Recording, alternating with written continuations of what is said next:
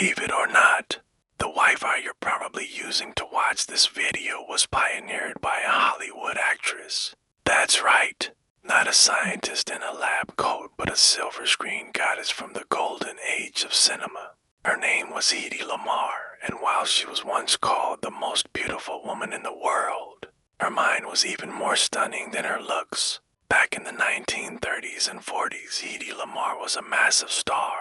She captivated audiences with her exotic beauty and made headlines for her bold roles, especially in the controversial 1933 film Ecstasy. On the surface, she was the epitome of Hollywood glamour, but behind the scenes, away from the flashing cameras and adoring fans, Hedy was leading a secret double life as a brilliant, self-taught inventor. Her story starts in Austria, where she was born into a wealthy, cultured family. From a young age, Hedy was incredibly curious. While other girls played with dolls, she was fascinated by how things worked. She loved taking apart music boxes and putting them back together just to understand their mechanics. Her father, a bank director, encouraged this curiosity, often taking her on long walks where he would explain the inner workings of everything from streetcars to printing presses. This early exposure to engineering ignited a lifelong passion. However, her life took a dramatic turn when she was just a teenager. She married a powerful Austrian arms dealer, a man who was incredibly wealthy but also intensely controlling.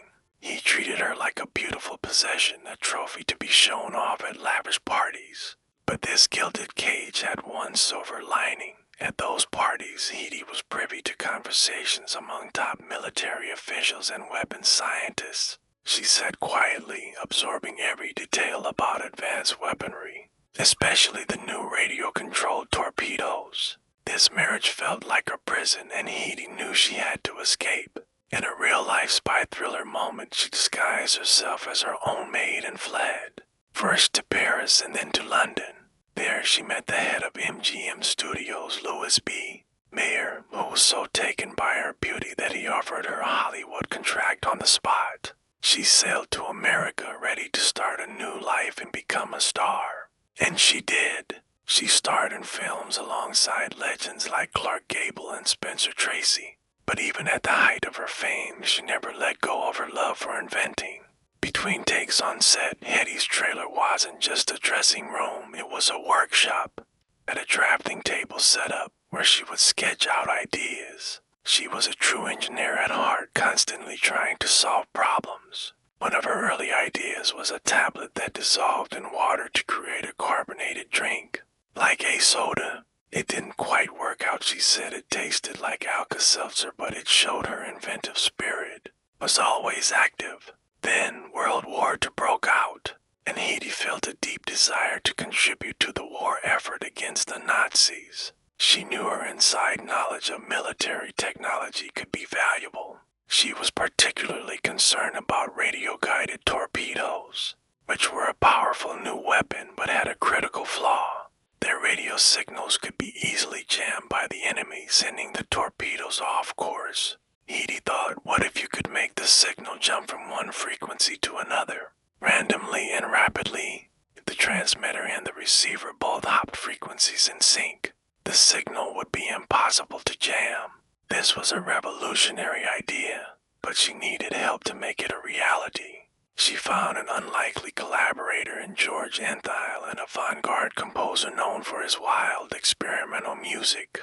At a dinner party, they started talking not about movies or music, but about torpedoes. Enthile had experience synchronizing player pianos for his compositions, using perforated paper rolls to make them play in unison.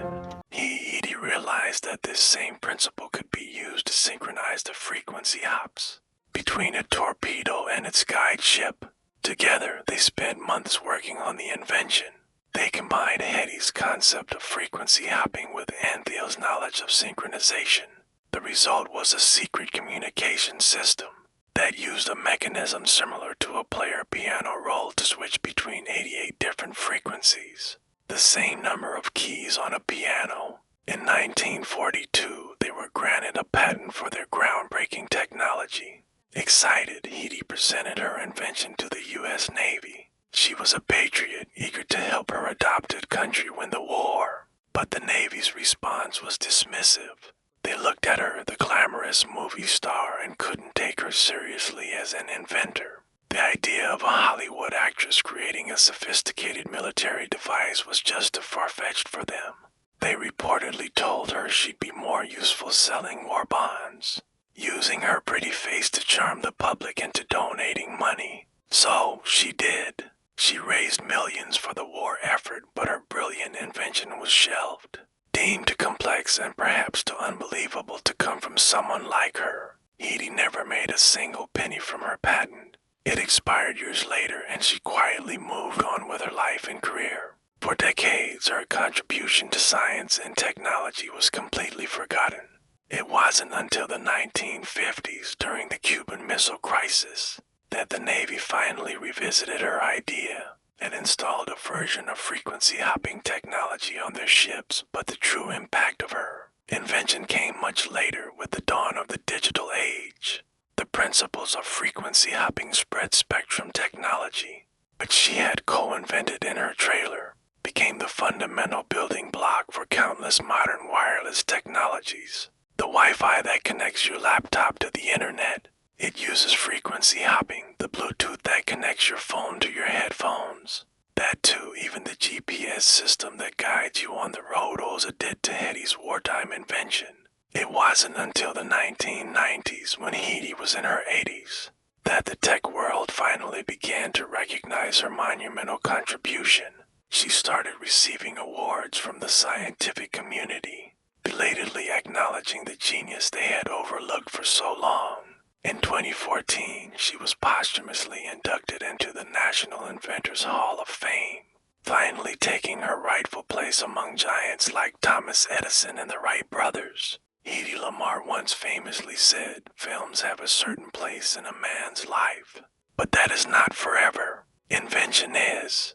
Her own life is a testament to that belief. She went from being an underestimated actress judged only by her appearance to becoming a global icon of intelligence and innovation.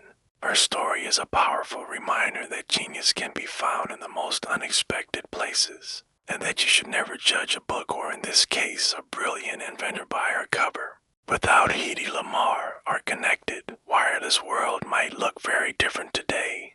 She proved that beauty and brains aren't mutually exclusive. They can coexist, and together they can truly change the world. Thank you so much for watching. If you found this story as inspiring as I do, please hit that like button and subscribe for more stories about the hidden figures who shaped our world. See you next time.